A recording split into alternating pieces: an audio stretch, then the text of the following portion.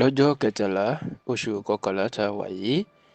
ìyẹn di 13th of November 2024 ti jẹ́ ọjọ́rú ìyẹn ọjọ́ Wednesday ọ̀sẹ̀ tá a wà nú ẹ̀ yìí ẹni tó jẹ́ bàbá fún gbogbo onífújì lásìkò yìí tó tún jẹ́ aṣíwájú gbogbo onífújì káfàtà Alhaji Abdulrasaq Kọ́láwọlé Ìlọrí ẹni tó pè yàn mọ̀ sí Kollington Àyìnlá ẹni ó ṣe ìfilọ́lẹ̀ rẹ́kọ̀dù tuntun òyìn kẹ́sẹ̀tì tuntun tó pè ní Àánú Ńlá àti ayẹyẹ ọjọ́ bíi ọdún 75 years ṣùgbọ́n tó jẹ́ pé lára ọ̀rọ̀ táwọn èèyàn ń sọ níbi ayẹyẹ náà ni pé kí ló dé tí gbajúgbajà olórin fújì ni tó jẹ́ ọ̀gá ńlá fáwọn onífújì ìyún Alhaji Wasiu Alabi Ọdẹ́tọ́lá tó pè yàn mọ̀ sí Pasuma tí ò ṣe yọjú síbi ayẹyẹ náà táwọn kan sì ń sọ pé àbí Wasiu Àyìndé ìyún olórí ọmọ ọba ilẹ̀ Ìjẹ̀bú àti máyégún gbogbo ilẹ̀ Yorùbá Alhaji Wasiu Àyìndé Ọmọgbọ́láhàn ẹni tó pè yàn mọ̀ sí K1 The Ultimate èyí ló ní kí Pasuma òun náà má yọjú síbi ayẹyẹ Kollington gẹ́gẹ́ bóun náà ṣe yọjú èyí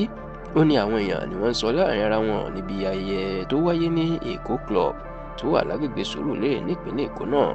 ṣùgbọ́n nígbà tí wọ́n bá bá tẹlifíṣàn Yorùbá Tòótọ́ sọ̀rọ̀ àwọn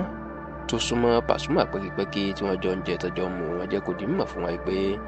kì í ṣe pé Pasuma wà ní Nàìjíríà ní ó ṣe yọjú tàbí pé ẹnìkan ló pàṣẹ fún un pé kó má ṣe wà wọ́n ní Pasuma kò sí lórílẹ̀‐èdè Nàìjíríà lásìkò tí ayẹyẹ náà wáyé ni ṣùgbọ́n tí wọ́n lóhun àti Alhaji Kollington Àyìnlá ti sọ̀rọ̀ wọ́n ní sẹ́mọ̀ yìí pé inú gbogbo àwọn olórin fújì lára àwọn tí Alhaji Kollington Àyìnlá fẹ́ràn jù ó ní Pasuma wà nítorí pé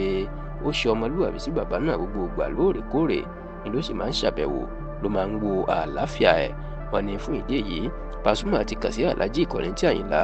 ó sì ti jẹ́ kó di mímọ̀ pé òun kò ní lè wá síbi ayẹyẹ náà wọ́n ní